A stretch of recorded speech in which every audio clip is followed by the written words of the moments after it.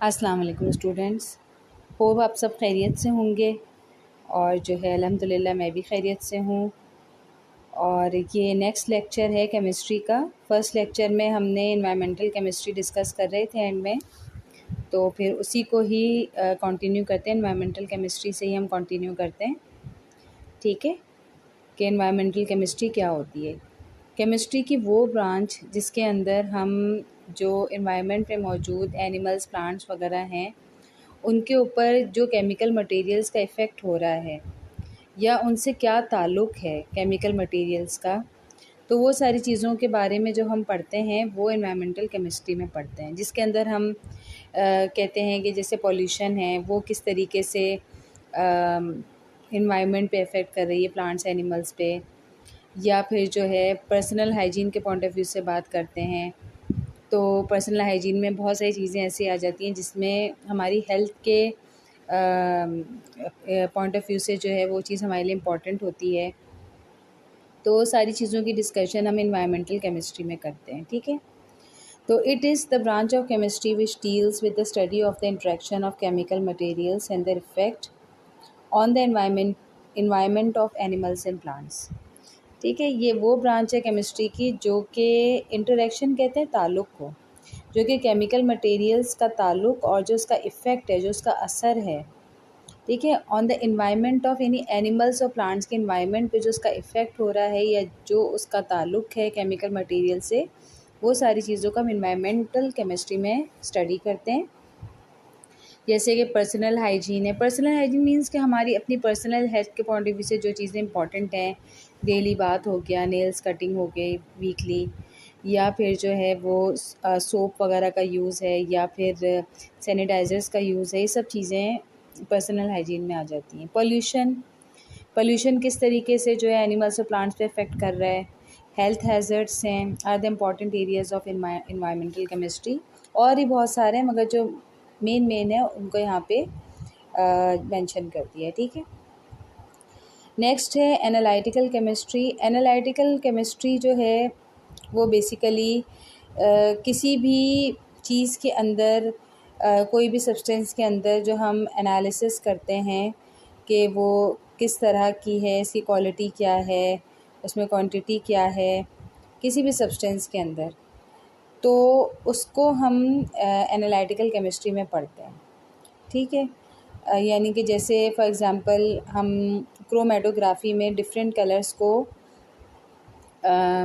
Discuss करते हैं, तो वो एक क्रूम जो है, क्रूम ऑफ लाइट के अंदर हम जब डिफरेंट कलर्स को अलग अलग सेपरेट कर रहे हैं, तो यह स्पेक्ट्रोस्कोपी के अंदर जो है हम जो स्पेक्ट्रम यानी एक वाइट लाइट के अंदर जो 7 कलर्स होते हैं उनको अलग अलग करके पढ़ रहे हैं, तो सारी एनालिटिकल केमिस्ट्री में ही वो सब चीज़ें डिस्कस होती हैं।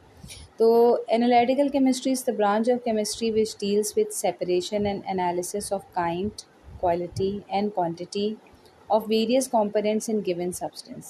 It is used in chromatography, electrophoresis and spectroscopy. ठीक है।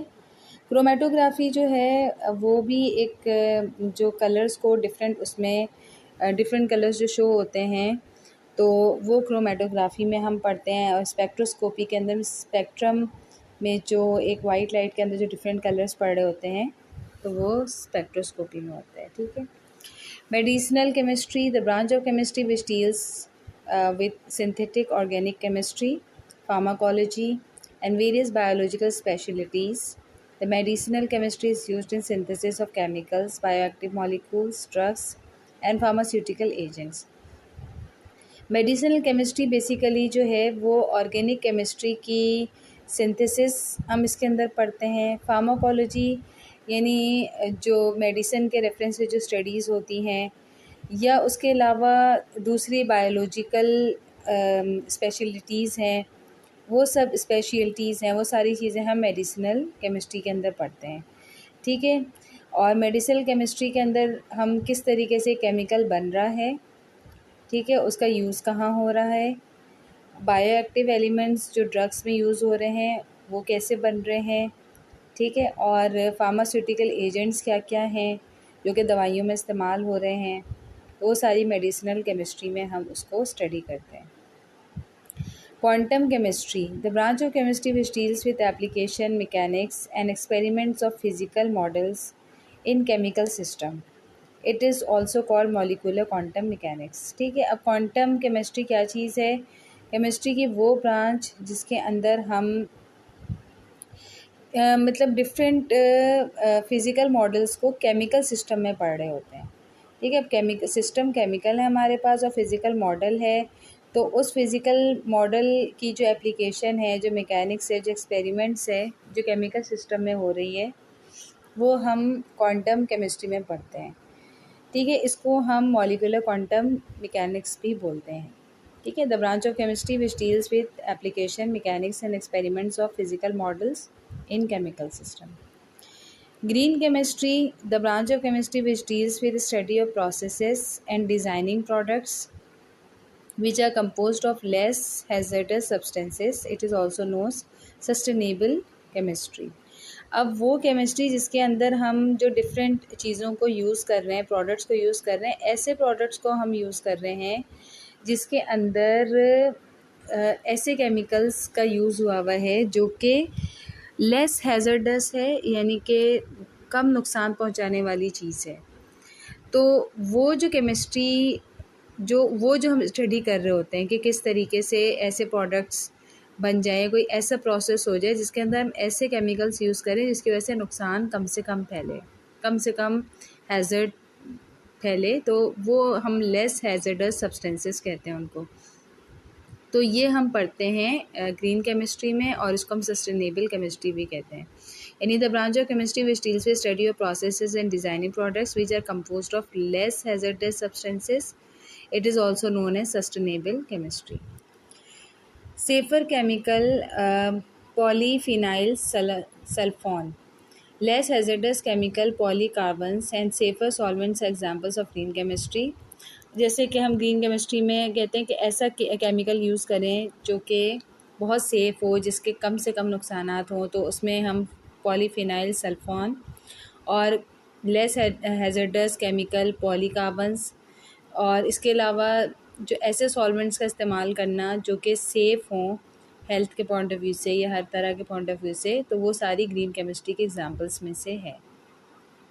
The main purpose of this branch is to use waste material efficiently and improvement of energy efficiency in chemical industry.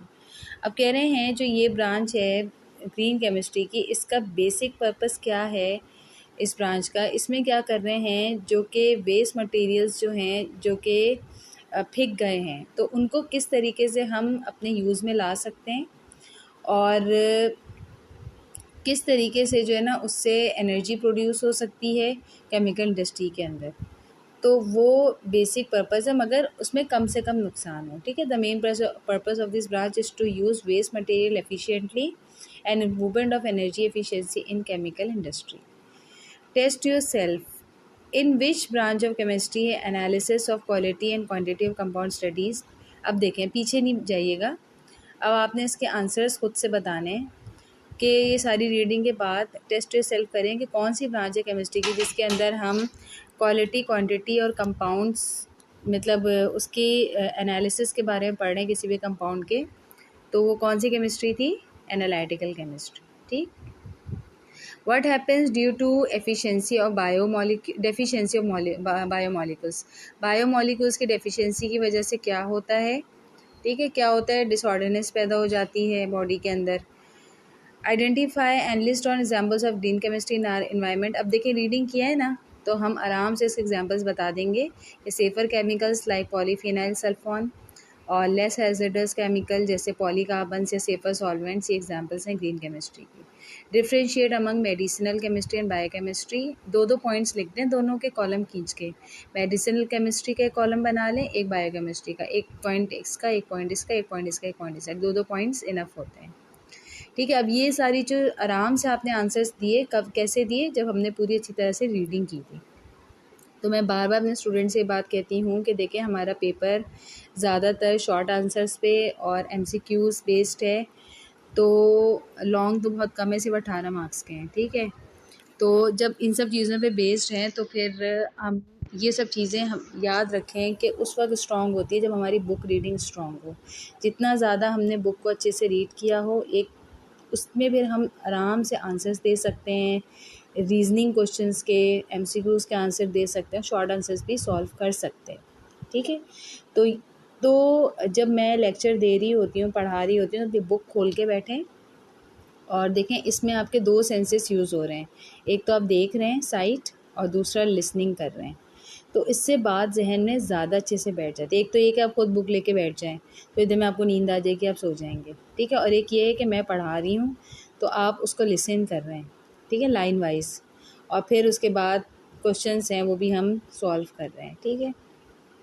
अच्छा, थोड़ा-सा इसमें एक आध मैं एमसीक्यूज़ भी पूछ लेती हूँ आपसे, ठीक है, ताकि वो अंदाज़ा हो जाए कि आपके दिमाग में कितनी बात बैठी है। The branch of chemistry which deals with the study of chemical process involved in the chemical industry for the manufacture of synthetic products is called dash। ठीक है, अब ये सोच के बताएं कि कौन सी केमिस्ट्री है ये। अच्छा, dash is the branch of chemistry which deals with the compounds of living organisms, plants and animals and the metabolism and synthesis in the living body. और the branch of chemistry which deals with application, mechanics and experiments of physical models in chemical system is called dash। और quantum chemistry is also called dash। ठीक, तो ये 3-4 हैं, तो इसको आप देख लीजिएगा, सही है। अच्छा, अब हम आ जाते हैं ये बेसिक डेफिनेशंस के ऊपर। सबसे पहला है मैटर, जिसके ऊपर केमिस्ट्री बेस कर रही है हमारी। ठीक है, मैटर जो है, देखें जैसे हमने पढ़ा कि मैटर के अब तक हम 3 स्टेट्स पढ़ते आ रहे थे, सॉलिड, लिक्विड और गैस। ठीक है, अब 4th स्टेट भी है इसकी, जो प्लाज्मा है। तो इसमें ये जो सॉलिड, लिक्विड और गैस है, सॉलिड देखें, सॉलिड की जो एक शेप है, सॉलिड के शेप का रीज़न ये इसलिए है क्योंकि इसके अंदर जो मॉलिक्यूल्स होते हैं ना, वो सब एक दूसरे से टाइटली जुड़े हुए हैं। तो टाइटली जुड़े होने की वजह से इनका, और टाइटली क्यों जुड़े हुए हैं, क्योंकि हर मॉलिक्यूल के दरमियान जो इंटरमॉलिक्यूलर फोर्स है ना, वो ज़्यादा है। तो इसकी वजह से हर मॉलिक्यूल दूसरे मॉलिक्यूल से बहुत टाइटली पैक्ड है, तो वो एक शेप शो करता है। जब हम लिक्विड को स्टडी करते हैं, तो ये देखें, लिक्विड में इन्होंने डायग्राम में ये दिखाया है कि मॉलिक्यूल्स जो है ना, थोड़ा थोड़ा एज़ कम्पेयर टू सॉलिड थोड़ा थोड़ा फार अपार्ट है। ठीक है, तो इस वजह से बहती शक्ल में होता है। और जब हम गैस को डिस्कस कर रहे हैं, तो अब देखें मॉलिक्यूल्स बिल्कुल ही फार अपार्ट हैं, तो जिसकी वजह से ये इनके प्रॉपर्टीज़ से बिल्कुल डिफरेंट होती है as compare to solids and liquids. अब यहाँ पे जो है ना, ये एनर्जी लेवल डिस्कस किया है कि सॉलिड से प्लाज्मा तक हम जाते हैं तो एनर्जी लेवल जो है इधर इंक्रीज़ हो रहा है और डिक्रीज़ हो रहा है। ठीक है, तो states of matter from solid to liquid, liquid to gases and gases to plasma due to increase in energy levels of the particles. अब जो है ये एनर्जी लेवल किस रेफरेंस से है, ये पार्टिकल्स के उससे। अब सॉलिड के अंदर जो मॉलिक्यूल्स हैं, जो पार्टिकल्स हैं, उनका एनर्जी लेवल कैसा है, अब वो बेचारे एक ही जगह पर हैं, ठीक है, और टाइटली एक दूसरे से पैक्ड हैं, हिलजुल नहीं सक रहे हैं, एक ही जगह वाइब्रेट कर रहे हैं। लिक्विड में वो थोड़ा सा एनर्जी उनकी, यानी कि थोड़े से फार अपार्ट कैसे इधर उधर घूम रहे हैं, थोड़ी एनर्जी उनकी ज़्यादा यूज़ हो रही है। गैसेस में बहुत ज़्यादा फार अपार्ट है, तो खूब तेज़ी से इधर उधर घूम रहे हैं, ठीक है, और प्लाज्मा स्टेट में और भी ज़्यादा फार अपार्ट है, तो जिसकी वजह से विथ रेफरेंस टू पार्टिकल्स इनका जो एनर्जी लेवल्स है वो इंक्रीज़ होगा फ्रॉम सॉलिड टू प्लाज्मा। और क्यों इंक्रीज़ होगा, मॉलिक्यूल्स की वजह से, क्योंकि मॉलिक्यूल्स जितना ज़्यादा एक दूसरे से करीब होंगे, उसकी वजह से उनकी एनर्जी कम होगी, और जैसे जैसे वो एक दूसरे से दूर होते जाएंगे, उनका एनर्जी लेवल भी बढ़ता जाएगा। मैटर हमने पहले डिस्कस कर लिया था कि मैटर बेसिकली क्या चीज़ है। मैटर जो है हर वो चीज़ जिसका कोई वज़न हो और जो जगह घेरे, उसको मैटर बोलते हैं। ठीक है, anything which has weight and occupies space is known as matter, या anything which has mass and occupies space is known as matter. Matter is all around us. अब अगर हम अपने इर्द गिर्द देखें तो हर चीज़ ही मैटर है। ठीक, यहाँ तो कोई सॉलिड है, या कोई लिक्विड है, या कोई गैस है। The air you are breathing book you are reading and the stuff you touch and see. जो एयर जो हम ब्रीथ कर रहे हैं, ये ज़ाहिर बात है एयर में गैसेस हैं। जो बुक हमने पकड़ी हुई है वो सॉलिड स्टेट में है। जो स्टफ़ हम देख रहे हैं या टच कर रहे हैं वो सब मैटर है। Matter is simply defined as anything that has mass and occupies space. ठीक है, वो जिसका कोई वज़न हो और जो जगह घेरे, जिसका कोई मास हो और जो ऑक्यूपाई करे स्पेस को, वो मैटर है। It is found in 3 common state, solid, liquid and gas. ठीक है, ये 3 कॉमन स्टेट्स में अब तक हम पढ़ते आ रहे हैं। और the plasma is also considered as 4th state of matter. The different states of matter are due to difference of energy in increasing order. अब डिफरेंट स्टेट्स ऑफ मैटर को हम जो है वो उनकी इंक्रीजिंग ऑर्डर के डिफरेंस से जो एनर्जी लेवल है उसका इंक्रीज़ हो रहा है, तो वो मतलब आपस में क्यों डिफ्रेंशिएट कर रहे हैं? Because of their energy level जो इंक्रीज़ हो रहा है उसकी वजह से। ठीक है, from solid to liquid and liquid to gas and gas to plasma state. और as I told you guys before कि ये सारी चीज़ें इसलिए हो रही हैं क्योंकि सॉलिड्स में मॉलिक्यूल्स बिल्कुल मूव नहीं कर सक रहे। ठीक है, लिक्विड्स में थोड़ा सा मूव कर रहे हैं, उनकी एनर्जी यूज़ हो रही है। गैसेस में और ज़्यादा मूव कर रहे हैं, प्लाज्मा में और ज़्यादा फार अपार्ट है तो और ज़्यादा वो कर रहे हैं, मूव कर रहे हैं। ठीक है, तो इसलिए ज़्यादा एनर्जी इनकी यूज़ हो रही है। मैटर जो है उसको हम क्लासीफाई कर रहे हैं सब्सटेंसेस और मिक्सचर ऑफ सब्सटेंस के अंदर। ठीक है, सब्सटेंस डेफिनेट कॉम्पोजिशन होमोजीनस और mixture of substance variable composition. Matter को 2 में हमने डिवाइड किया, ये फिज़िकल सेपरेशन की है हमने। फिज़िकल सेपरेशन का मतलब जो हम हाथ से कर सकते हैं। ठीक है, केमिकली नहीं बल्कि हम हाथ से उसको कर सकते हैं। ठीक है, यानी कि वो सब्सटेंसेस जिसकी कॉम्पोजिशन डेफिनेट है उसको हम होमोजीनस भी बोलते हैं, उनको हम सब्सटेंस कहते हैं। और कुछ सब्सटेंस इस तरह से हैं जिनकी मुख्तलिफ़ चीज़ें मिली हुई हैं जिसके अंदर, जिसका वेरिएबल कॉम्पोजिशन है, इसको हम मिक्सचर ऑफ सब्सटेंस बोलते हैं। ठीक है, अब सब्सटेंस के अंदर हम क्या क्या पढ़ेंगे? एलिमेंट और कंपाउंड। अब जैसे एलिमेंट में एग्जाम्पल के तौर पे हमने आयरन पढ़ा, सल्फ़र है, कार्बन है, हाइड्रोजन, ऑक्सीजन, ये सारे सब्सटेंस हैं। अब केमिकली इनको हमने सेपरेट किया है एलिमेंट और कंपाउंड में। कंपाउंड में जब 2 या 2 से ज़्यादा एलिमेंट्स मिलते हैं तो कंपाउंड बन जाता है, और एलिमेंट में आपके पास जो है वो एक ही एलिमेंट होता है। ठीक है, तो अब मैटर जो है वो सब्सटेंस और मिक्सचर ऑफ सब्सटेंस में डिवाइड हुआ, फिर सब्सटेंस 2 में डिवाइड हुआ, एलिमेंट और कंपाउंड में।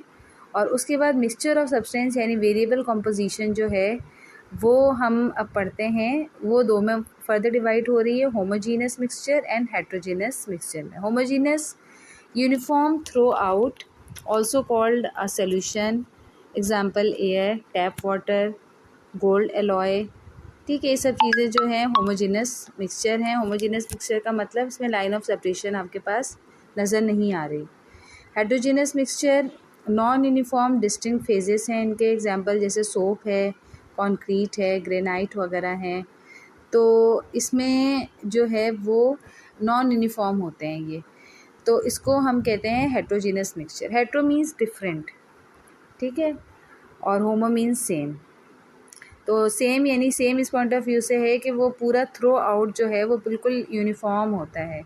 इस वजह से जैसे आप वाटर को देखें तो वो बिल्कुल जो है ना एक ही उसमें स्मूथली एक ही चीज़ होती है, या एयर है या गोल्ड एलॉय है, जबकि इसके अंदर डिफरेंट फेजेस होते हैं जैसे सोप है, कंक्रीट है, ग्रेनाइट है। ठीक है, अच्छा अब हमारे पास है एटम। ये हमारे पास एटम दे दिया है, ये देखें एटम की डायग्राम है। ये जो सेंटर में है हमारे पास एटम में जो पिंक और ग्रीन है, ठीक है, ये जो सेंटर में होता है ना ये हमारे पास होता है न्यूक्लियस। और जो सर्कल लाइंस है ना इसके गिर्द, ये देखें उसमें माइनस माइनस बना हुआ है, तो सर्कल लाइन से ये ऑर्बिट्स बने हुए हैं इसके, और इन ऑर्बिट्स के अंदर जो है ना वो इलेक्ट्रॉन घूम रहे होते हैं। तो प्रोटॉन और न्यूट्रॉन जो होते हैं वो तो न्यूक्लियस के अंदर एम्बेडेड होते हैं, और इलेक्ट्रॉन जो है वो उसके इर्द गिर्द रिवॉल्व कर रहा होता है। अब प्रोटॉन और न्यूट्रॉन जो न्यूक्लियस के अंदर है ना, यही किसी भी एटम का वेट बताता है। यानी हम प्रोटॉन और न्यूट्रॉन को प्लस करेंगे ना तो वही बताएगा कि इसका मास कितना है इस एटम का, ठीक है। तो एटम हम पहले पढ़ चुके हैं कि ये बिल्कुल किसी भी एलिमेंट का जो स्मॉलेस्ट पार्टिकल होता है वो एटम होता है, ठीक है। और फिर हम आगे फिर डिस्कवर हुआ कि एटम भी जो है वो 3 पार्टिकल से बना हुआ होता है, जिसके अंदर प्रोटॉन, न्यूट्रॉन और इलेक्ट्रॉन होते हैं। अभी जब हम फर्दर पढ़ते हैं तो हम कहते हैं कि इलेक्ट्रॉन और प्रोटॉन जो हैं वो न्यूक्लियस के अंदर होते हैं, और जो न्यूट्रॉन होता है उसके इर्द गिर्द घूम रहा होता है, यानी रिवॉल्व कर रहा होता है ऑर्बिट्स के अंदर, जो शेल्स हम पढ़ते हैं उसके अंदर, ठीक है। Atom, matter is made up of smallest particles which are known as atom. Atoms are the basic units of matter and define structure of elements. Matter जो है वो बिल्कुल स्मॉलेस्ट पार्टिकल से बना होता है, जिसको हम कहते हैं एटम। और एटम जो है वो बेसिक यूनिट है मैटर का, and defined structure of elements, और वो एलिमेंट्स के स्ट्रक्चर को डिफाइन करता है। Now it discovered that atoms are made up of 3 particles. Atoms 3 particles से बने हुए हैं, as I have told you before, protons, neutrons and electrons, which are composed of even smaller particle as shown in figure 1.2, where neutron and proton situated in nucleus. Nucleus बिल्कुल बीच में होता है, ठीक है। तो प्रोटॉन और न्यूट्रॉन जो है वो न्यूक्लियस के अंदर होते हैं, और यही प्रोटॉन न्यूट्रॉन को जब हम प्लस करेंगे तो वो उस एटम का मास बन जाएगा। और इलेक्ट्रॉन्स जो हैं वो इसके इर्द गिर्द ऑर्बिट में घूम रहे होते हैं। ऑर्बिट्स जो शेल्स होते हैं, KLMN, ये शेल्स होते हैं, ठीक है। और फिर KLMN के शेल्स के साथ साथ फिर ये हर शेल का सब शेल भी होता है। जैसे K के अंदर S जो है वो एक सब शेल होता है, और फिर KL के अंदर S और P होता है, फिर M के अंदर SPD होता है, और N के अंदर SPDF होता है। फिर हम कहते हैं S के अंदर सिर्फ 2 इलेक्ट्रॉन्स आ सकते हैं। ये हम अभी आगे पढ़ेंगे, खामख़ा में आप कंफ्यूज हो जाएंगे, मैं भी नहीं बता रही, सही है। जब हम इलेक्ट्रॉनिक कॉन्फ़िगरेशन करेंगे ना, तो उसमें फिर मैं ये सारी चीज़ें अच्छे से एक्सप्लेन करूँगी। अच्छा, मॉलिक्यूल्स क्या चीज़ हैं? A molecule is the smallest particle in a chemical element और compound that has the chemical properties of that element और compound। यानी किसी भी कंपाउंड या किसी भी एलिमेंट का जो स्मॉलेस्ट पार्टिकल होता है वो मॉलिक्यूल होता है, और जो उस कंपाउंड और उस एलिमेंट की प्रॉपर्टीज़ होंगी वही प्रॉपर्टीज़, केमिकल प्रॉपर्टीज़ उस मॉलिक्यूल की भी होगी, ठीक है। जैसे हमने पढ़ा कि the smallest particle of matter is atom, और the smallest particle of chemical element और compound is molecule. Molecules are made up of atoms that are held together by chemical bonds। अब molecules किससे बने हुए हैं? एटम्स से बने हुए हैं, और वो एटम्स आपस में कैसे जुड़े हुए हैं? केमिकल बॉन्डिंग की वजह से, ठीक है। यानी कि केमिकली वो मिले हुए। केमिकली एटम मुख्तलिफ तरीके से बॉन्डिंग करता है, यानी तो वो आयोनिक बॉन्डिंग करता है, आयोनिक तरीके से मिला होता है, या वो कोवेलेंट बॉन्डिंग करता है, या वो कोऑर्डिनेट कोवेलेंट बॉन्डिंग करता है। तो ये सब चीज़ें वक्तन फ़वक्तन आती जाएंगी आगे, तो मैं समझाती रहूँगी कि आयोनिक बॉन्डिंग क्या है, और कोवेलेंट बॉन्डिंग क्या चीज़ होती है, कोऑर्डिनेट कोवेलेंट बॉन्डिंग क्या होती है। These bonds form as a result of the sharing और exchange electrons among atoms। कह रहे हैं कि अब ये बॉन्ड्स जो हैं आमतौर से जो एक मॉलिक्यूल के अंदर एटम्स जो जुड़े हुए हैं, केमिकली बॉन्ड हुए हुए हैं, तो ये बॉन्ड आमतौर से यहाँ तो शेयरिंग ऑफ इलेक्ट्रॉन्स की वजह से होता है, ठीक है, ये एक्सचेंज ऑफ इलेक्ट्रॉन्स की वजह से होता है। अब देखें यहाँ पे शेयरिंग ऑफ इलेक्ट्रॉन्स अगर होगा ना तो वो बॉन्ड कोवेलेंट बॉन्ड होगा, और एक्सचेंज ऑफ इलेक्ट्रॉन्स होगा अगर कि एक ने अपना अपना जो पॉजिटिव था उसने वहाँ से नेगेटिव यानी इलेक्ट्रॉन ले लिया, इसको हम आयोनिक बोलेंगे। आयंस की जो एक्सचेंजिंग हो रही है ना, ये आयोनिक बॉन्ड होगा। और शेयरिंग अगर हो रही है इलेक्ट्रॉन्स की तो फिर हम उसको बोलेंगे कि ये शेयरिंग वाला जो है कोवेलेंट बॉन्ड है। Molecules are mono. अब मॉलिक्यूल्स बहुत टाइप के होते हैं, मोनो भी होता है, मोनो मीन्स 1, डाई भी होता है, डाई मीन्स 2, पॉली यानी कि मोर देन 2, यानी मोर देन 3, मोर देन 2 में 3 4 5 6 7 8 जितना भी हो, ठीक है। Examples of mono, di and poly atomic molecules are as follows, नीचे दिए हुए। मोनो एटॉमिक एक ही है, जैसे helium, argon, krypton, xenon, radon. उसके बाद diatomic, die means 2, N2, O2, Cl2, Br2, I2, यानी ये in the form of molecule इस तरह से एग्जिस्ट करते हैं। ये N की फॉर्म में नहीं एग्जिस्ट करेगा, एयर में होते हैं ना, नाइट्रोजन ऑक्सीजन सब एयर में होता है, तो एयर में अगर ऑक्सीजन होगा तो O2 की फॉर्म में होगा, ठीक है। एंड नाइट्रोजन होगा तो N2 की फॉर्म में होगा। अब ओजोन पॉलीएटॉमिक मॉलिक्यूल यानी मोर देन 2, 3, 4, 5, 6, 7, तो उसमें ओजोन है O3। ओजोन की लेयर जो है वो ऊपर होती है, आसमानों पे होती है, ठीक है। और इसकी वजह से, ओजोन लेयर की वजह से क्या होता है, सन की जो रेज़ होती हैं डायरेक्ट हम तक नहीं आ पाती। तो सन की रेज़ डायरेक्ट नहीं आ पाती तो बहुत सारी स्किन डिजीज़ से जो है ना इंसान महफूज रहता है। तो वो ओजोन लेयर की वजह से सन की जो रेज़ होती हैं वो उसको क्रॉस करके आती हैं, तो वो इंसान के लिए फिर इतनी नुकसानदेह नहीं होती। इससे मतलब ह्यूमंस को वो बेनिफिट ले रहा होता है। जितने भी लिविंग ऑर्गेनिजम्स हैं, नॉट ओनली ह्यूमन, मतलब प्लांट्स हैं या जितनी भी चीज़ें हैं, वो उससे बेनिफिट ले रहे होते हैं। तो ozone layer basically protective layer होती है, और ओज़ोन लेयर जो है उसको वो डिस्ट्रॉय हो रही है इस वजह से, क्योंकि जो हम परफ्यूम्स वगैरह यूज़ करते हैं, ऐसी चीज़ें जो कि लाइटर देन एयर होती हैं ना, तो अब इसमें जो परफ्यूम्स वगैरह गैसेस होते हैं फ़ौरन ऊपर चले जाते हैं। अब जब ये सब चीज़ें ऊपर जाती हैं, स्पिरिट है, ये सब चीज़ें जब ऊपर जाती हैं ना, तो ये सब चीज़ें ओज़ोन लेयर को नुकसान पहुँचा रही हैं।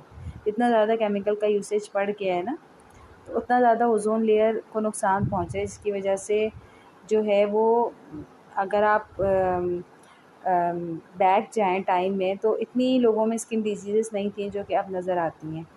तो ये बहुत सारे रीज़न्स हैं, उसमें एक रीज़न ये भी है कि ओज़ोन लेयर जो है वो उसकी जो उसमें डैमेज हो गया है, उसकी वजह से जो सन रेज़ की डायरेक्ट रेज़ जो आ रही हैं, उससे भी जो स्किन डिजीज़ वगैरह है, मुख्तलिफ़ बीमारियाँ फैल रही हैं। Phosphorus, P4 and sulphur acid, ठीक है। उसके बाद सब्सटेंस। अच्छा, हमने अभी लास्ट टाइम जब पढ़ा था तो हमने मैटर के बारे में पढ़ा था। मैटर को हमने दो में डिवाइड किया था, क्लासीफाई किया था, एक सब्सटेंस में, और हमने कहा था इसकी डेफिनेट कॉम्पोजिशन होती है।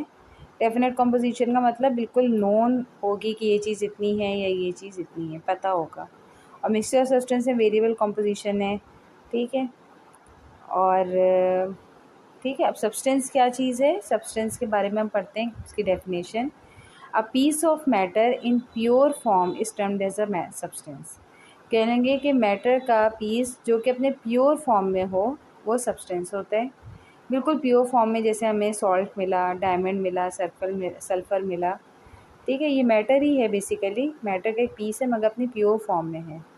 Every substance has a fixed composition, specific properties, जैसे हम पहले पढ़ चुके हैं कि सब्सटेंस की फिक्स्ड कॉम्पोजिशन होती है, उसकी स्पेसिफिक प्रॉपर्टीज़, ख़ास प्रॉपर्टीज़ होती हैं, ठीक है। Every substance has physical and chemical properties, हर सब्सटेंस की अपनी केमिकल और फिज़िकल प्रॉपर्टीज़ होती हैं।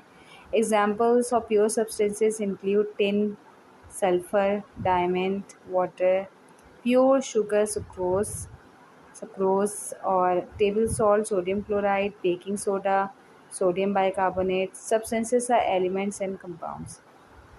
और सब्सटेंसेस जो है वो एलिमेंट्स भी हो सकते हैं और कंपाउंड भी हो सकते हैं। जैसे कि सल्फ़र है वो एलिमेंट है, और सॉल्ट जो है वो कंपाउंड है, ठीक है। तो ये सब चीज़ें जो है, ग्रेफाइट जो है फॉर्म ऑफ कार्बन है। तो सब्सटेंस हमने पहले समझ लिया था, फिर एक दफ़ा मैं आपको वैसे ही उर्दू में बता देती हूँ कि जो मैटर की प्योर फॉर्म होती है उसको हम सब्सटेंस कहते हैं, और हर सब्सटेंस की फिक्स्ड कॉम्पोजिशन होती है, एक ख़ास प्रॉपर्टी होती है, उसकी केमिकल फिज़िकल प्रॉपर्टीज़ होती हैं ख़ास। और सब्सटेंस जो है वो, प्योर सब्सटेंस जो है वो केमिकल भी हो सकता है और कंपाउंड भी हो सकते हैं, ठीक है। एग्जांपल्स ऑफ प्योर सब्सटेंस ये दिए हुए हैं इसके अंदर, ठीक है। अब सब्सटेंस में हम कहते हैं कि सब्सटेंस एलिमेंट दो तरह के होते हैं, एक एलिमेंट होता है, कंपाउंड होता है। तो एलिमेंट जो है क्या चीज़ है, कंपाउंड क्या चीज़ है, चलें इसको डिस्कस कर लेते हैं। An element is a substance made up of same type of atoms, ठीक है। अब एलिमेंट एक ऐसा सब्सटेंस होता है जिसके अंदर जो एटम्स होते हैं वो सेम टाइप के होते हैं, अलग अलग नहीं होते। Having same atomic number and can not be decomposed into simple substances by ordinary chemical reaction. और जितने एटम्स होते हैं उन सब के एटॉमिक नंबर क्या होते हैं, सेम होते हैं, और उन एटम्स को हम नहीं तोड़ सकते, एलिमेंट को हम तोड़ नहीं सकते, एक केमिकल रिएक्शन के ज़रिए हम उसको नहीं तोड़ सकते। Elements occur in nature in free और combined form, in solid, liquid and gases states. Element हमारे नेचर के अंदर मौजूद है, फ्री स्टेट में भी घूम रहा है, कंबाइंड स्टेट में भी है, सॉलिड फॉर्म में, लिक्विड फॉर्म में, गैसियस स्टेट में भी है। ठीक है। Now 118 elements have been discovered. Majority of elements are solids as copper, gold, zinc etcetera.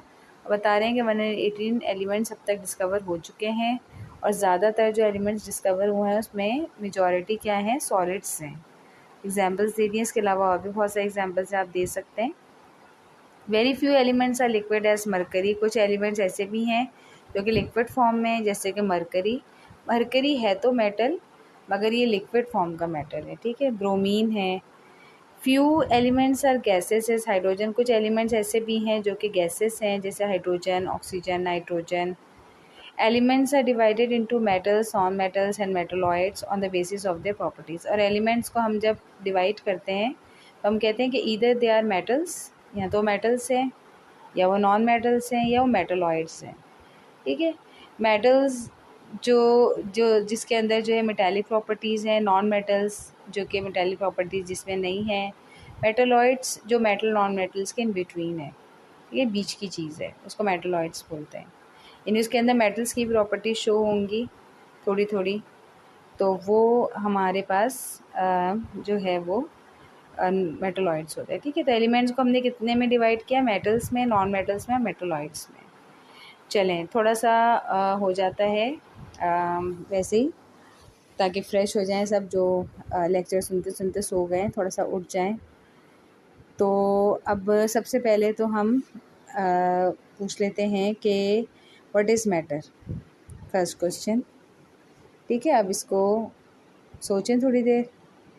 Second question है व्हाट इज़ मैटर के बाद कि in how many types metals classify. Matter is classified. कितने टाइप से मैटर को हम classified करते हैं। बार बार मेरे मुंह से मैटर की जगह मेटल निकल रहा है। ठीक है। मैटर को हम कैसे क्लासीफाई करते हैं। ठीक है। उसके बाद जो है सब्सटेंस जो है वो कितनी चीज़ों में क्लासीफाई हो रहा है, और जो हमारे पास वेरिएबल मिक्सचर है सब्सटेंस का, वो कितनी चीज़ों में क्लासीफाई हो रहा है। What is a substance, what is an element, what is an atom. ठीक है। और इफ़ क्वेश्चन बनाते हैं हम कि अच्छा, will element can decompose into simple substances by ordinary chemical reaction. इसका आंसर येस और नो में है। ठीक है। Will element decompose into simple substances by ordinary chemical reaction. ठीक है। क्वेश्चन ये बन जाता है। अच्छा, elements are divided into dash dash and dash on the basis of their properties. उनकी प्रॉपर्टीज़ की बेसिस पे एलिमेंट्स कितनी चीज़ों में डिवाइड होता है। या यूँ बना लें कि in how many types elements is divided on the basis of their properties, ये बना लें। ठीक है। अच्छा, उसके बाद dash elements have been discovered till now dash elements have been discovered, यानी अब तक डैश एलिमेंट्स डिस्कवर्ड हो चुके हैं। एक आंसर ये होगा, कितने एलिमेंट्स डिस्कवर हो चुके हैं। ठीक है। अब मैं बताने को बता दूं, मगर मज़ा तो इस वक्त आए कि जब ये सारे क्वेश्चंस को आप खुद सोचें और खुद सॉल्व करें। ठीक है। What are the examples of substance. उसके बाद डू यू नो। अब do you know metals, non metals, metalloids क्या चीज़ हैं। Metal solid material which is typically hard, shiny, malleable, fusible and ductile with good electrical and thermal conductivity. Metal क्या चीज़ होते हैं, सॉलिड मटेरियल्स होते हैं जो कि हार्ड होते हैं, शाइनी होते हैं, इनकी प्रॉपर्टीज़ हैं, फिज़िकल प्रॉपर्टीज़ हैं, केमिकल भी है। मेलिएबल होते हैं, फ्यूजिबल होते हैं, डक्टाइल होते हैं, और गुड कंडक्टर्स होते हैं हीट और इलेक्ट्रिसिटी के। एग्जांपल के तौर good conductors of heat and electricity means के इलेक्ट्रिसिटी और हीट इसमें से आराम से गुजर जाती है, यानी कि अगर इसको आप हीट पे लगाएं तो ये बिल्कुल गर्म हो जाएगा, और अगर आप इसको उसमें लगाएं, इलेक्ट्रिक पे लगाएं, तो उसमें करंट आ जाएगा। नॉन मेटल्स जो है is an element that doesn't have the characteristics of metal. जिस नॉन मेटल्स वो होते हैं जिसमें मेटल्स की कोई कैरेक्टरिस्टिक्स नहीं होती। ठीक है। और उसके बाद including ability to conduct heat और इलेक्ट्रिसिटी। हीट इलेक्ट्रिसिटी को कंडक्ट नहीं कर सकते, लस्टर नहीं होता इनमें यानी शाइन नहीं होता, फ्लेक्सिबिलिटी जो है वो नहीं होती। An example of a non metal is carbon. Metalloids are elements, example arsenic, antimony or tin, whose properties are intermediate between those of metals and solid non-metals, semiconductor. Metals और non-metals के दरमियान के जो होते हैं उनको metalloids बोलते हैं, ठीक है ना। How to write symbol? Symbol हम कैसे लिखेंगे? Symbol is an abbreviation to represent the name of element. किसी भी एलिमेंट को हम एब्रीविएट करके लिखते हैं, उसकी शॉर्ट फॉर्म लिखते हैं तो उसको हम सिंबल बोलते हैं। A symbol is taken from the name that elements from English, Latin, Greek and German. Symbol जो है आमतौर से हम इंग्लिश में, लैटिन में, ग्रीक में और जर्मन में लेते हैं। सिंबल्स आर यूजुअली 1 और 2 लेटर लॉन्ग। एक लेटर होता है या 2 लेटर्स होते हैं। Every symbol starts with capital letter S, carbon with C और sulfur as S। हर symbol capital letter से start होता है। और if symbol is second letter then start with capital and second will be in small letter as He for helium, Na for sodium and Cr for chromium। और अगर 2 letter का symbol है तो first letter capital होगा और second letter small होगा, ठीक है। अब सिंबल्स हम देख लेते हैं, जैसे कार्बन का सिंबल C है, सल्फ़र का S है और हीलियम जो है वो 2 लेटर का सिंबल है तो पहला जो है वो कैपिटल है और दूसरा जो है वो स्मॉल है, ठीक है। The symbols of 30 elements in English derived from Latin, Greek and German are given in table. तो 30 एलिमेंट्स के सिंबल्स जो कि इंग्लिश में लिखे हुए हैं और वो लैटिन, ग्रीक और जर्मन से ड्राइव हुए हुए हैं, तो वो इस टेबल में हमारे पास दिए हुए हैं। Name of elements in English derived from Latin and Greek और इस सिंबल है हाइड्रोजन, ठीक है। ये ग्रीक्स, इसका जो रूट जीन्स है वो ग्रीक है और सिंबल H है। हीलियम, हेलियोस, He, ग्रीक से ड्राइव्ड है। Lithium, lithos, Li, beryllium, beryllos, Be, boron, तो थोड़ा सा बड़ा कर लेते हैं, पढ़ने में वो हो रहा है, ठीक है। बोरॉन लैटिन है, ब्यूसक, कैपिटल B, कार्बन, कार्बोन, C, it is derived from Latin। Nitrogen, नाइट्रोम जीन्स, it is a Greek, derived from Greek और कैपिटल N। ऑक्सीजन, ऑक्सीजीनोम्स O, फ्लोरीन लैटिन, फ्लोर F, नियॉन ग्रीक, नियोस Ne। सोडियम लैटिन में नेट्रियम है, Na। अच्छा, एक और चीज़ इसमें देखें कि जो लैटिन या ग्रीक वर्ड में जो ड्राइव हुआ हुआ है, जो लैटिन और ग्रीक वर्ड है ना इनका, उसी से भी इसका सिंबल बना है। जैसे सोडियम देखें, वैसे तो सोडियम में S आ रहा है, अगर उसको Na इसलिए बना है क्योंकि ये लैटिन वर्ड में इसको नेट्रियम, मतलब लैटिन वर्ड से ड्राइव हुआ था, नेट्रियम कहते थे, तो उस वजह से इसको Na बनाया है। मैग्नीशियम ग्रीक वर्ड से ड्राइव्ड है, मैग्नीशियम ही बोलेंगे, Mg। एल्यूमिनियम लैटिन वर्ड एल्यूमेन, Al। सिलिकॉन साइलन, Si। फॉस्फोरस ग्रीक फोरस, P। सल्फ़र लैटिन में सल्फरी है, S। लैटिन में सोलोहर है, S बोलेंगे। क्लोरीन ग्रीक में क्लोरस है, Cl। आर्गन ग्रीक में आर्गन है, Ar। Potassium Latin potash, K। Calcium derived from Greek word क्लैक्स, Ca। Scandium derived from Latin word Scandia, Sc। Titanium derived from Greek word Titan, Ti। Vanadium derived from Greek word vanadis, V। Chromium derived from Greek word chroma, Cr। Manganese derived from Greek word magnesia, Mn। Iron derived from Latin word ferrum, Fe। अब देखें iron है, अगर Latin word ferrum है तो इसलिए हमने Fe लिखा, ठीक है। Cobalt German cobalt, Co। Nickel German क्यूपेनिकल, Ni, ठीक है। कॉपर लैटिन वर्ड कपरम, Cu। Zinc German zinc, Zn, ठीक है। ये हो गया। उसके बाद ये हमने 30 एलिमेंट्स के बारे में पढ़ा, उसमें बहुत सारे एलिमेंट्स हैं, अगर मेजर 30 एलिमेंट्स के बारे में हमने ये पढ़ा है, ठीक है। उसके बाद है व्हाट इज़ वैलेंसी। अब वैलेंसी जो है उसको हम डिफ़ाइन करने से पहले इतना बता दें कि बेसिकली वैलेंसी, कोई भी एलिमेंट वैलेंसी शो क्यों करता है, वो +1 या -1 या +2 या -2 क्यों शो करता है। तो एक बात हमेशा जहन में रखें कि जो किसी भी एलिमेंट के ऊपर जो चार्ज आता है, ठीक है, या तो वो गेन ऑफ इलेक्ट्रॉन की वजह से आता है या लूज़ ऑफ इलेक्ट्रॉन की वजह से आता है या शेयरिंग ऑफ इलेक्ट्रॉन की वजह से आता है। शेयरिंग से पार्शियल चार्जेस आ जाते हैं। तो उसकी वजह से जो है अगर कोई इलेक्ट्रॉन, कोई भी एटम जो है एक इलेक्ट्रॉन गेन कर रहा है तो वो -1 उसके ऊपर चार्ज आएगा, क्योंकि इलेक्ट्रॉन का चार्ज -1 होता है।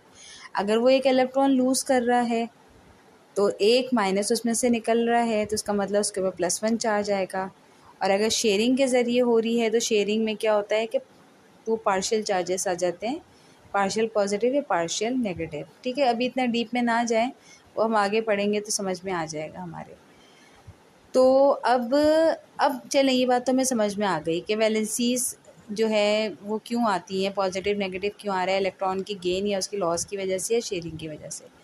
बात यहाँ पर अब ये है कि इलेक्ट्रॉन वैलेंसी क्यों गेन कर रहा है, क्यों लूज़ कर रहा है, क्या रीज़न है, what is the reason behind it, कि कोई भी एटम जो है वो इलेक्ट्रॉन क्यों गेन कर रहा है और क्यों लूज़ कर रहा है, ये क्वेश्चन है।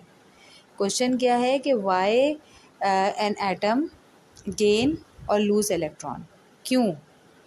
तो देखें, इसका मैं आपको आंसर बताती हूँ कि कोई भी एटम जो है इलेक्ट्रॉन गेन या लूज़ इस वजह से कर रहा होता है कि जो पीरियोडिक टेबल के एलिमेंट्स होते हैं ना, वो ये चाहते हैं कि वो जो ग्रुप 8A के एलिमेंट्स हैं, जिनको हम ज़ीरो ग्रुप भी बोलते हैं, उनकी तरह बन जाए।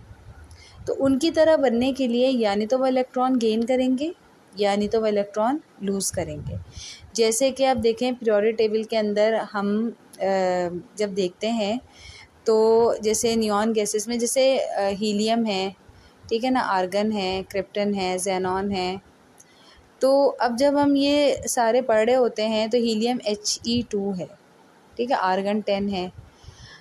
तो अब देखें, जैसे मैंने पहले बताया ना, हमारे पास कोई भी एटम होता है ना, तो उसका जब हम कहते हैं कि एक एटम के अंदर 3 पार्टिकल्स होते हैं, फंडामेंटल पार्टिकल्स।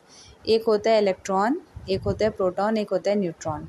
इसमें हम कहते हैं जो बीच में है, जो न्यूक्लियस के अंदर है, प्रोटॉन और न्यूट्रॉन है, और जो उसके इर्द गिर्द घूम रहे हैं वो इलेक्ट्रॉन है। ठीक है, ये बात हमने पढ़ी है। तो अब होता ये है कि ये जो न्यूक्लियस के इर्द गिर्द जो इलेक्ट्रॉन घूम रहे हैं, शेल्स में घूम रहे होते हैं। जो पहला शेल होता है ना वो K होता है, दूसरा शेल जो होता है L होता है, फिर M होता है, फिर N होता है। तो K के अंदर ना सिर्फ 2 इलेक्ट्रॉन आ सकते हैं। तो अगर किसी के 2 इलेक्ट्रॉन पूरे फिल हैं तो हम कहते हैं इसका ऑक्टेट कंप्लीट है, या किसी के 10 इलेक्ट्रॉन फिल हैं तो हम कहते हैं इसका L शेल का ऑक्टेट कंप्लीट है। ठीक है, तो अब होता ये है कि अब देखें, अगर हम उसको लें सोडियम को लें, तो सोडियम जो है ना उसका जो एटॉमिक नंबर है वो 11 है, और अगर हम आर्गन को लेते हैं तो वो 10 है। ठीक है, अब सोडियम जो है 11 जो है वो अगर हम उसको देखें, नियॉन गैसेस की लिस्ट देखें, तो उसमें सबसे ज़्यादा करीब सोडियम किससे, आर्गन से, 10 11 करीब करीब है। तो अब सोडियम जो है आर्गन बनने के लिए वो क्या करेगा, यानी 11 मतलब आर्गन जो है उसका ऑक्टेट कंप्लीट है, उसका एल शेल कंप्लीट है, तो वो बनने के लिए क्या करेगा, वो अपने एक इलेक्ट्रॉन लूज़ करेगा। ठीक है, जो एटॉमिक नंबर होते हैं बेसिकली नंबर ऑफ़ इलेक्ट्रॉन्स होते हैं वो, तो अपना एक इलेक्ट्रॉन लूज़ करेगा। जब अपना एक इलेक्ट्रॉन लूज़ करेगा तो उसकी जो कॉन्फ़िगरेशन होगी या उसका जो एटॉमिक नंबर हो जाएगा वो आर्गन की तरह 10 हो जाएगा। अब इलेक्ट्रॉन लूज़ करने के बाद एक इलेक्ट्रॉन लूज़ करेगा ना, तो उसके ऊपर +1 का चार्ज आएगा। ठीक है, अब समझ में आ गई। अच्छा, अब क्लोरीन को देखें ना, क्लोरीन का एटॉमिक नंबर है 17। अब 17 से करीब करीब जो है ना हमारे पास जो ज़ीरो ग्रुप के एलिमेंट्स है उसमें कौन सा है, सबसे पहले हीलियम है, आर्गन है, क्रिप्टन है, 18 है। अब 18 17 करीब करीब है। ठीक है, अब क्लोरीन जो है उससे सबसे ज़्यादा 17 से करीब क्या है, 18 है। तो अब वो 18 बनने के लिए वो क्या करेगा, एक इलेक्ट्रॉन गेन करेगा। तो उसके इलेक्ट्रॉन जो उसकी जो एटॉमिक नंबर होगा वो क्या हो जाएगा 18 हो जाएगा। यानी एक इलेक्ट्रॉन गेन करने की वजह से उसके ऊपर कौन सा चार्ज आएगा, -1 चार्ज आ जाएगा। तो इसलिए जो है ना ये माइनस और प्लस चार्जेस शो करते हैं। ठीक है, अब what is valency? The combining power of an element with other element is called valency. किसी भी एलिमेंट का जो कंबाइनिंग पावर होता है किसी दूसरे एलिमेंट से, उसको हम वैलेंसी कहते हैं। अब देखें प्लस माइनस की वजह से आपस में मिल रहे हैं ना। अब जैसे सोडियम पे देखो +1 चार्ज होता है। अब जो पॉजिटिव होता है वो किसको अपनी तरफ अट्रैक्ट करता है, नेगेटिव को। वो फ़ौरन किसी नेगेटिव को अट्रैक्ट करेगा, तो क्लोरीन को उसने अट्रैक्ट किया, तो क्लोरीन पे -1 चार्ज होता है। अब ये प्लस माइनस दोनों मिल गए। तो अब देखें सोडियम की चार्ज की वजह से वो क्लोरीन से मिला, अगर उस पर चार्ज नहीं होता तो वो नहीं मिलता।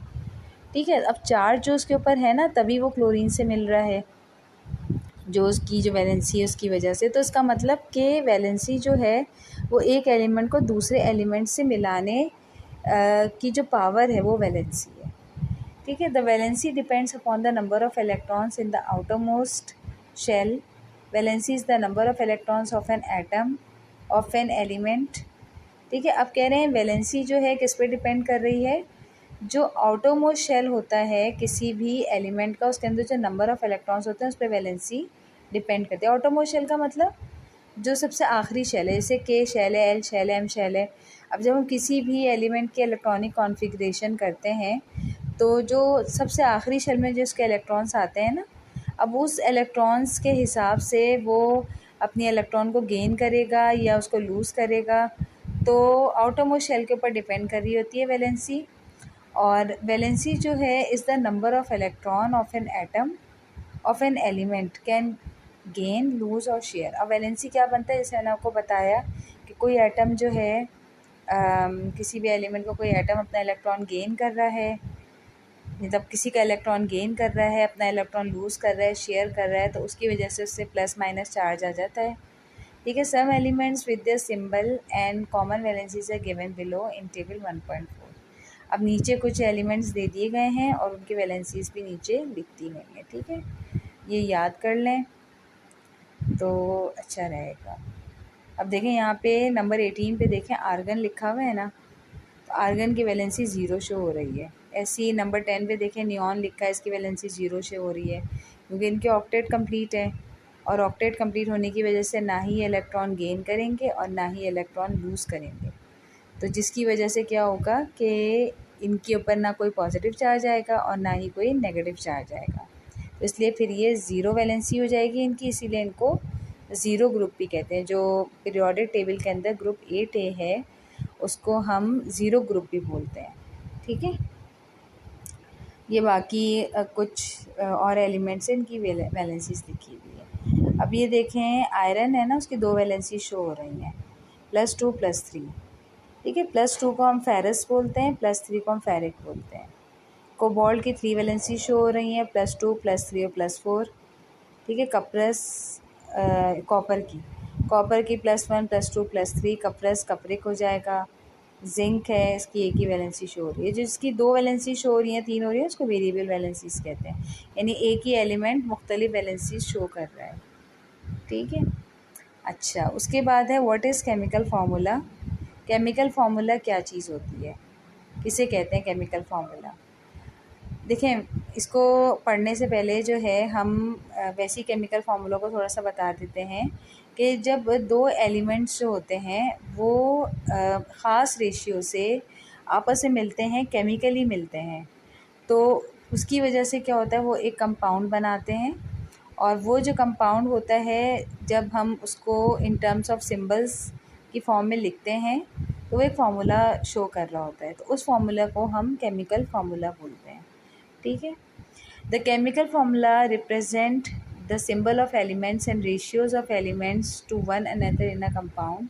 किसी भी कंपाउंड के अंदर जो एलिमेंट्स के सिंबल होते हैं जो दिए हुए होते हैं, तो वो रिप्रेजेंट कर रहा होता है केमिकल फार्मूला, और उन एलिमेंट्स के कितने रेशियो हैं। रेशियो का मतलब जैसे Na2CO3 लिखा हुआ है।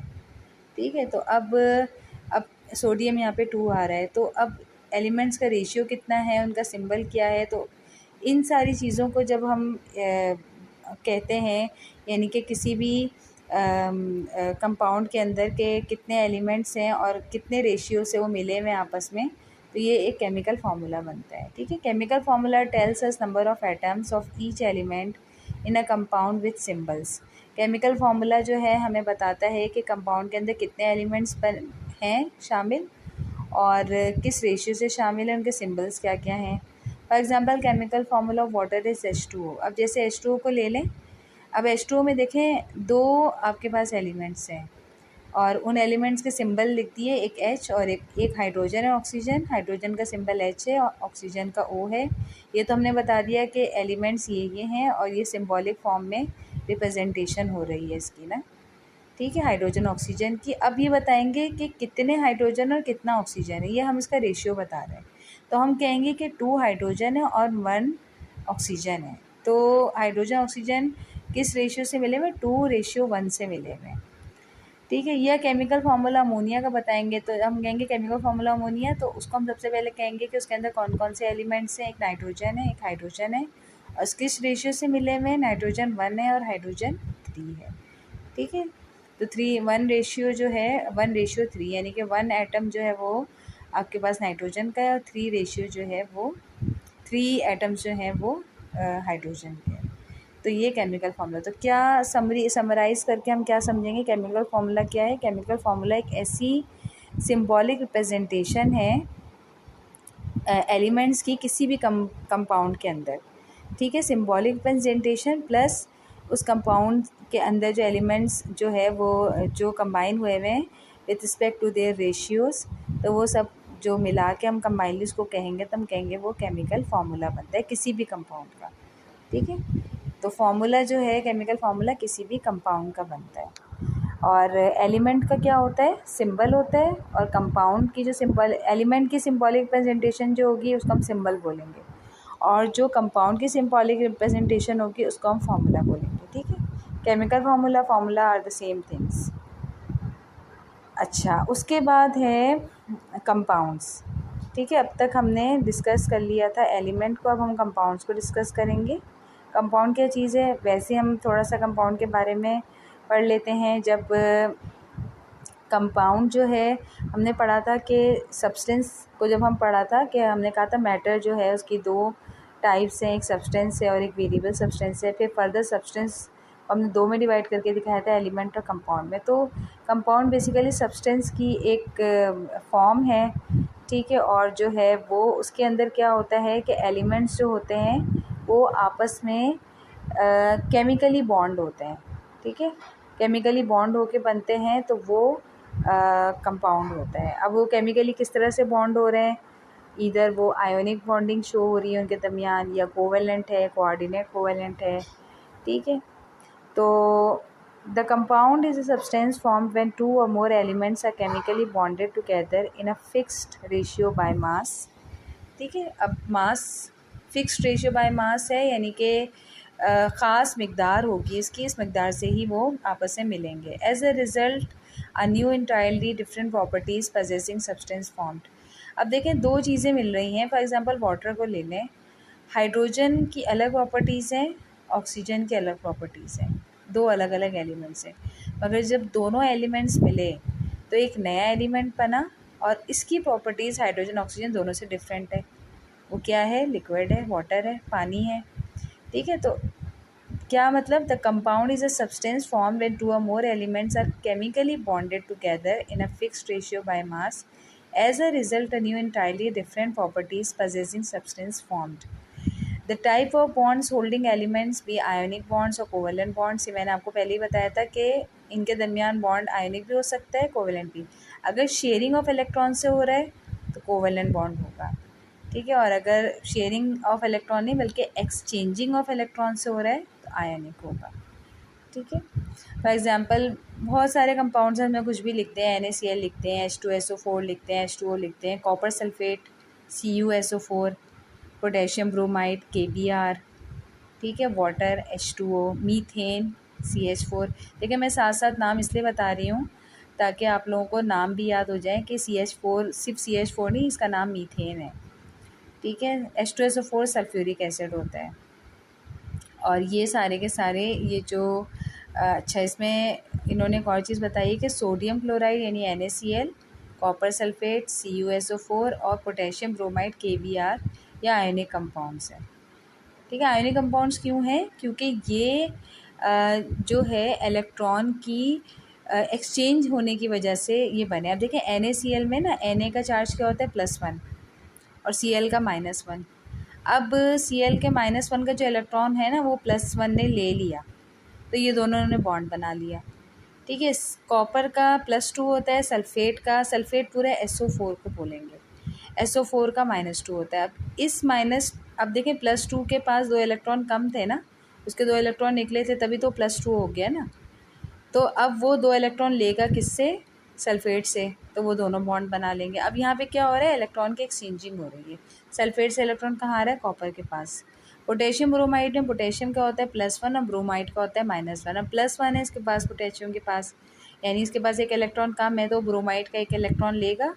अब ये जो इलेक्ट्रॉन इसने लिया, एक्सचेंज किया, तो ये क्या होगा? आयोनिक कंपाउंड बनेगा, जो एक्सचेंज ऑफ इलेक्ट्रॉन है।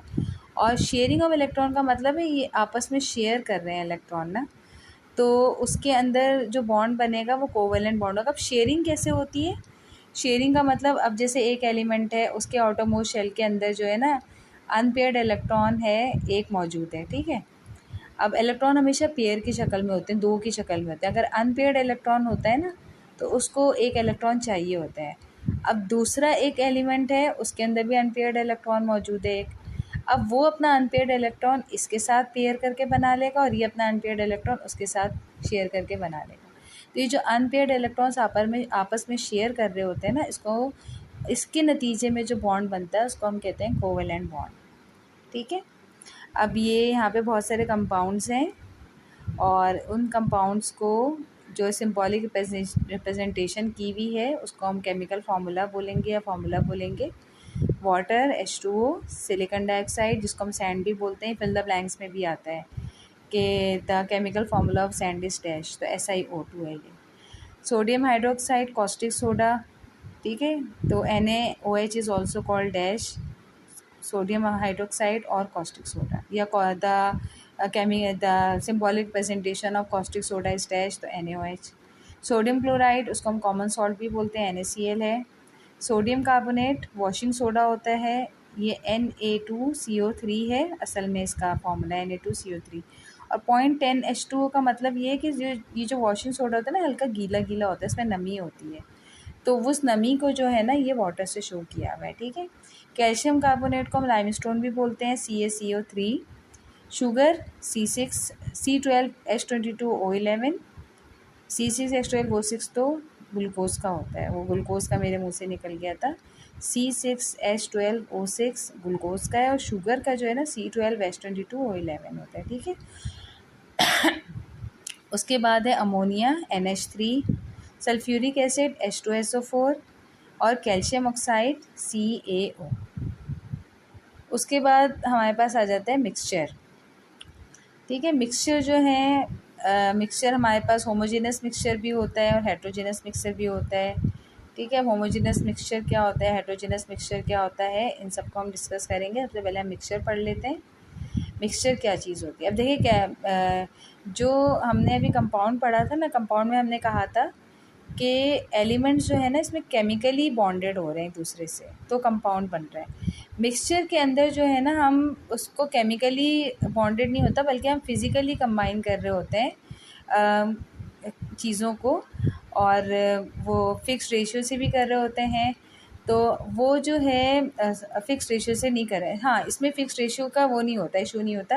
अब जैसे कंपाउंड जब हम पढ़ते हैं ना तो उसमें हम कहते हैं कि केमिकली बॉन्डेड होते हैं एलिमेंट्स और फिर वो कंपाउंड बनाते हैं। इसके अंदर जो है ना एक तो फिज़िकली कंबाइंड होते हैं, इन्हें हम हाथ से मिला देते हैं, उसमें कोई फिक्स रेशियो नहीं होता। ठीक है, ये फ़र्क है दोनों में ना, जो मेजर फ़र्क है, तो वो मिक्सचर होते हैं। ठीक है, और हम उनको जो है वो फिज़िकली सेपरेट भी कर सकते हैं, दोबारा से ना अलग कर सकते हैं। अब जैसे फॉर एग्ज़ाम्पल कि हमने पत्थर को मिट्टी में मिला दिया, ठीक है, तो पत्थर और मिट्टी को मिलाने के बाद हम उनको सेपरेट कर सकते हैं, तो ये सब चीज़ें जो है ना मिक्सचर हो जाती हैं। Mixture when two or more than two elements or compounds physically combined without any fixed ratio is known as mixture. जब दो या दो से ज़्यादा एलिमेंट या कंपाउंड जो है फिज़िकली मिलते हैं, फिज़िकली का मतलब अपने हाथ से मिला सकते हैं उसको, तो कोई फिक्स रेशियो भी नहीं होता उसका, तो हम उसको मिक्सचर बोलते हैं। ठीक है। The component substances retain their chemical properties. अब मिक्सचर जो होता है ना, अब देखें कंपाउंड के अंदर जब हमने दो एलिमेंट्स को मिलाया, जैसे हमने हाइड्रोजन और ऑक्सीजन को लिया था, ठीक है, दो एलिमेंट्स को मिलाया था, हाइड्रोजन और ऑक्सीजन दोनों अलग अलग थे, मगर जब